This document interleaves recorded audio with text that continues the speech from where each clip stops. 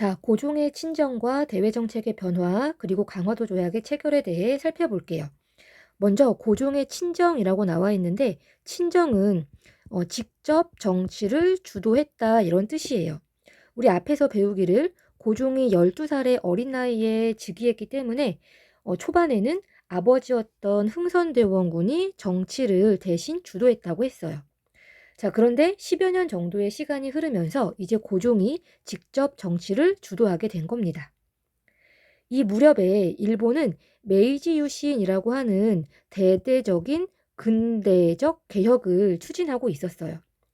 그런데 이 메이지 유신에 있어서의 가장 큰 변화는 뭐였냐면 이전까지는 일본의 그 정치가 사무라이 또는 무사가 통치하는 체제였는데 이 메이지 유신을 통해서 천황이 다스리는 체제로 바뀌게 됩니다. 그리고 이 사실을 일본이 조선에 알리기 위해서 외교 문서를 보내왔어요. 그런데 조선의 입장에서는 일본이 보내온 외교 문서에서 되게 거슬리는 일이 많이 생겼던 거예요. 그래서 구체적으로 어떤 문제였냐면 음, 오른쪽에 사파가 나와 있는데 일본이 보낸 외교 문서에서 이례적으로 일본이 일본 스스로를 천자국 또는 천자국이라는 게 황제 국가라는 뜻이에요. 일본을 황제 국가라고 표명을 했던 건데 기존까지 동아시아 국가들 사이에서 황제 국가를 칭할 수 있는 나라는 중국이 유일했어요. 그런데 어느 날 갑자기 일본이 일본도 황제 국가다라고 외교문서를 보내오니까 조선 입장에서는 납득하기가 어려웠던 거죠. 너네가 어째서 감히 중국과 동급이 되려고 하느냐 이러면서 조선이 외교문서를 돌려보냅니다. 그래서 이를 계기로 해서 일본이 조선에 대한 반감이 커지면서 조선을 정벌하자고 하는 정한론이 일본 내에서 제기되기 시작했어요. 그래서 정한론이라는 건 한반도를 정벌하자 이런 뜻이에요. 자, 이런 상황에서 이제 조선에서는 결국 10년 만에 흥선대원군이 물러나고 고종이 직접 정치에 나서기 시작합니다. 그러면서 흥선대원군이 실시하려고 했던 쇄국 정책, 통상수교 거부 정책에도 변화가 나타나기 시작했어요. 자, 그러면 이제 그 다음 단락을 볼게요. 자, 일본은 일본 내부에서 아까 살펴봤듯이 정한론이 제기되고 있는 상황이었고 또 조선에서 마침 고종이 정치의 전면에 나서기 시작하면서 조선을 개항시키려고 하는 움직임이 본격화되기 시작합니다.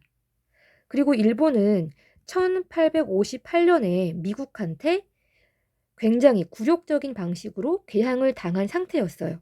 그래서 이러한 굴욕적인 경험을 조선에 그대로 되갚아주기 위해서 조선을 무력으로 침략하기 시작합니다. 그 사건이 바로 여기 나와 있는 운요호 사건이에요. 그래서 운요호 사건이라는 건 운요호 사건이라는 건 일본이 군함인 운요호를 강화도에 보내서 이제 조선의 그 해안을 침범한 거죠. 그래서 조선의 수비대가 일본을 방어하기 위해서 일본 배를 공격합니다. 그래서 이렇게 조선의 어떤 무력 시위를 유발했던 일본이 조선이 먼저 선제 공격을 했다라는 걸 빌미로 삼아서 영종도와 강화도 지역을 공격한 거예요.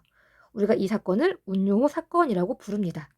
그리고 일본은 운용호 사건을 구실로 해서 조선 군대의 공격으로 우리가 피해를 입었다라는 걸 내세워서 피해 보상과 문호 개방을 요구합니다. 당시 조선 정부는 조선 그 정치인들 사이에서 이미 외국과 통상을 맺는 것이 이미 세계적인 흐름이다라고 하면서 통상 개화의 필요성을 주장하는 사람들이 많아진 상황이었어요. 게다가 우리보다 먼저 1840년에 영국에 문호 개방을 했던 청나라, 중국 역시 조선에게 일본과 충돌하지 말고 통상을 해라라는 권유를 해왔던 거죠. 그래서 결국은 이런 그 여러 안팎의 상황이 맞물리면서 조선은 결국 1876년에 최초의 근대적 조약인 강화도 조약을 체결하게 됩니다. 그래서 강화도 조약의 정식 명칭은 조선과 일본이 체결한 조약이기 때문에 조일 수호 조규 이게 정식 명칭이에요. 그런데 강화도에서 체결됐기 때문에 우리는 강화도 조약이라고도 부릅니다.